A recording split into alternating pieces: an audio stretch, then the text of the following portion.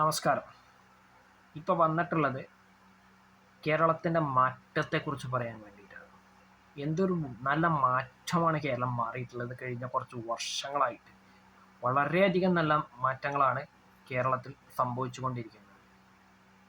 എല്ലാ ദിവസവും ഒരു കൊലപാതകം, ചുരുങ്ങിയതൊരു 4-5 അതിക്രമം, ഇതില്ലാത്ത കേരളം നിലവിലില്ല എന്നുള്ള അവസ്ഥയിലേക്കാണ് കാര്യങ്ങൾ കടന്നുപോയിക്കൊണ്ടിരിക്കുന്നത്. അതിന് പ്രധാനപ്പെട്ട കാരണം ലഹരി ഉപയോഗം തന്നെയാണ്. അല്ലെങ്കിൽ ലഹരി ഉപയോഗത്തിൽ വന്നിട്ടുള്ള വർധനവാണ്, അതിലെ വിതരണമാണ്.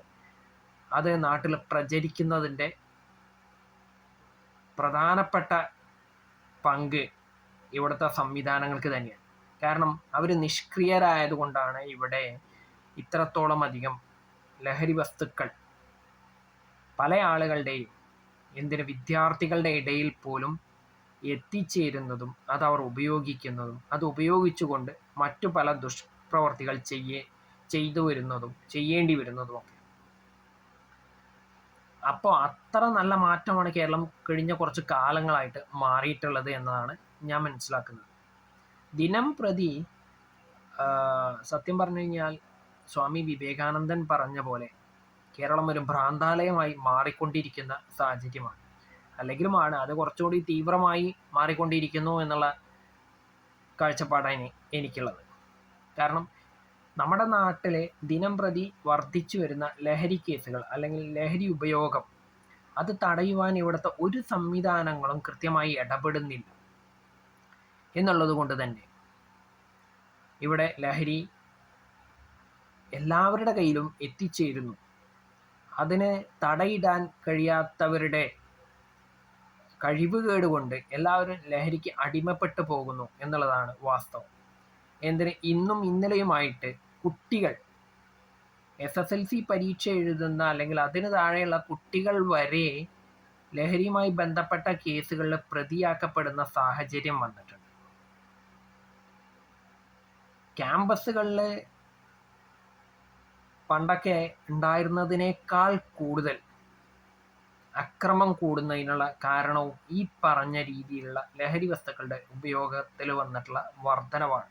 കാരണം ക്യാമ്പസുകളിൽ ഇന്ന് ലഹരി സർവ്വസാധാരണമായിട്ട് മാറിക്കൊണ്ടിരിക്കുന്ന കാലഘട്ടമാണ്. ഇതിനെയൊന്നും നിയന്ത്രിക്കാൻ ഇവിടുത്തെ ഒരു സംവിധാനങ്ങളും കൃത്യമായ നടപടികൾ കൈക്കൊള്ളുന്നില്ല എന്നുള്ളത് ഈ പറഞ്ഞ ലഹരി മാഫിയയ്ക്ക് ഒരു ശരിക്കും പറഞ്ഞിട്ടുണ്ടെന്നുണ്ടെങ്കിൽ ഗുണകരമായിട്ടുള്ള ഒരു കാര്യമാണ്. കാരണം അവർക്ക് ഈ ലഹരി വസ്തുക്കൾ വിറ്റഴിക്കുന്നതിനും അത് ഉപയോഗം വ്യാപിപ്പിക്കുന്നതിനും വേണ്ടിയിട്ട് ഇവിടുത്തെ സംവിധാനങ്ങൾ കണ്ണടച്ചു കൊടുക്കുന്നതാണോ എന്ന് സംശയിക്കേണ്ട കാലഘട്ടമാണ്. കാരണം എന്താ വെച്ചാൽ അത്രത്തോളം അധികം രീതിയിൽ നമ്മുടെ നാട്ടിലെ ലഹരി വസ്തുക്കളുടെ ഉപയോഗം വർദ്ധിച്ചു വന്നിട്ടുണ്ട്. അതുവഴി ഒരുപാട് അക്രമങ്ങൾ, കൊലപാതകങ്ങൾ ഉൾപ്പെടെയുള്ള കാര്യങ്ങൾ നമ്മുടെ നാട്ടിൽ നടന്നുകൊണ്ടിരിക്കുന്നുണ്ട്.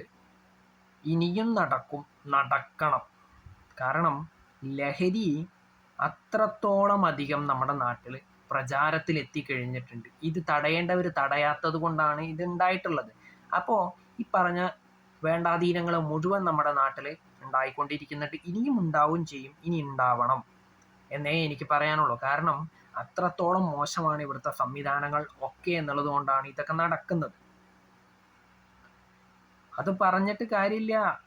നമ്മുടെ നാട്ടിലെ ഒരു സംവിധാനവും നേരാവണ്ണം പ്രവർത്തിക്കുന്നില്ല എന്നുള്ള വസ്തുത എല്ലാവർക്കും അറിയാം. അതറിയാത്തത് ഇവിടുത്തെ സംവിധാനങ്ങൾക്ക് മാത്രമാണ്.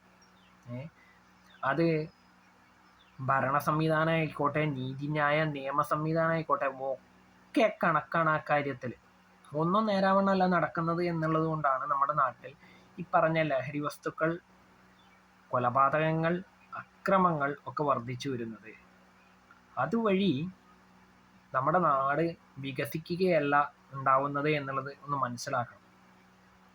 നമ്മുടെ നാട് നാശത്തിലേക്കാണ് പോകുന്നത് എന്നും നമ്മുടെ നാട്ടിലെ യുവതലമുറ ഉൾപ്പെടെയുള്ള ജനങ്ങൾ നശിക്കുകയാണെന്നും ഇവിടുത്തെ സംവിധാനങ്ങൾ അതിന് വളം വെച്ച് കൊടുക്കുകയാണെന്നും സാധാരണ ജനങ്ങളെങ്കിലും ഇനിയെങ്കിലും മനസ്സിലാക്കണം. കാരണം ഇവിടുത്തെ സംവിധാനങ്ങളൊന്നും മനസ്സിലാക്കില്ല. അല്ലെങ്കിൽ അവരത് മനസ്സിലാക്കിയാലും അതിനെതിരെ നടപടി, ഈ പറഞ്ഞ കുറ്റകൃത്യങ്ങൾക്കോ അല്ലെങ്കിൽ തെറ്റായ രീതികൾക്കെതിരെയൊന്നും നടപടി കൈക്കൊള്ളുവാൻ ഇവർ തയ്യാറാവുകയില്ല. അതുകൊണ്ട് തന്നെ ഇതൊക്കെ ഇങ്ങനെയൊക്കെ തന്നെ തുടർന്നു പോവുകയുള്ളൂ. മാറേണ്ടത് നമ്മളാണ്, സാധാരണ ജനങ്ങളാണ്. കാരണം ഇവിടുത്തെ സംവിധാനങ്ങളെ ഇനി വിശ്വസിച്ചിരുന്നിട്ട് കാര്യമില്ല. സ്വയം നമ്മൾ മാറിയാൽ നമുക്ക് നല്ലത് എന്നേ എനിക്ക് പറയുവാനുള്ളൂ. ഇവിടെ ഇത്തരത്തിലുള്ള കാര്യങ്ങൾ വളർത്തുന്നതും അല്ലെങ്കിൽ അത് ആവശ്യമായിട്ട് ഉള്ള ആളുകളും ഇവിടുത്തെ ഈ പറഞ്ഞ സംവിധാനത്തിൽ ഉൾപ്പെട്ടിട്ടുള്ള ആളുകളൊക്കെ തന്നെയാണ്. അതല്ല എങ്കിൽ അവർക്ക് അവരുടെ കാര്യങ്ങൾ നിവർത്തിച്ചു കൊണ്ടുപോകാൻ ഉള്ള ആളുകളെ കിട്ടില്ല. അത് നിവർത്തിച്ചു കൊണ്ടുപോകാനുള്ള ആളുകളെ കിട്ടണമെങ്കിൽ ഈ പറഞ്ഞ കാര്യങ്ങളൊക്കെ ഇവിടെ നമ്മുടെ നാട്ടിൽ നടക്കണം. ഗുണ്ടകൾ വേണം ഇവിടുത്തെ പല സംവിധാനങ്ങൾക്കും. മയക്കുമരുന്ന്, കഞ്ചാവ് ഉൾപ്പെടെയുള്ള ലഹരി വസ്തുക്കൾ വേണം ഇവിടുത്തെ പല സംവിധാനങ്ങളും. കാരണം എന്താ വെച്ചാൽ ഇതൊക്കെ ഉണ്ടെങ്കിൽ മാത്രമേ ഇവിടുത്തെ പല സംവിധാനങ്ങളും പ്രവർത്തിക്കുകയുള്ളൂ എന്നുള്ളത് ആ സംവിധാനത്തിൽ ഉൾപ്പെട്ടിട്ടുള്ള ആളുകൾക്കറിയാം. അതറിയാത്തത് സാധാരണക്കാരായിട്ടുള്ള ജനങ്ങൾക്ക് മാത്രമാണ്. ഇവിടുത്തെ രാഷ്ട്രീയക്കാരന് ഈ പറഞ്ഞ പല കാര്യങ്ങളും വേണം. ഇവിടുത്തെ നീതിന്യായ സംവിധാനങ്ങൾക്ക് അല്ലെങ്കിൽ അതിൽ ഉൾപ്പെട്ടിട്ടുള്ള ആളുകൾക്ക് ഈ പറഞ്ഞ പല കൊള്ളരുതാത്ത സാധനങ്ങളും സംവിധാനങ്ങളും വേണം എന്നുള്ളത് കൊണ്ട് തന്നെ അവരൊന്നും ഇതിനെതിരെയൊന്നും കൃത്യമായ നടപടികൾ കൈക്കൊള്ളുകയില്ല എന്നുള്ളതാണ് വാസ്തവം.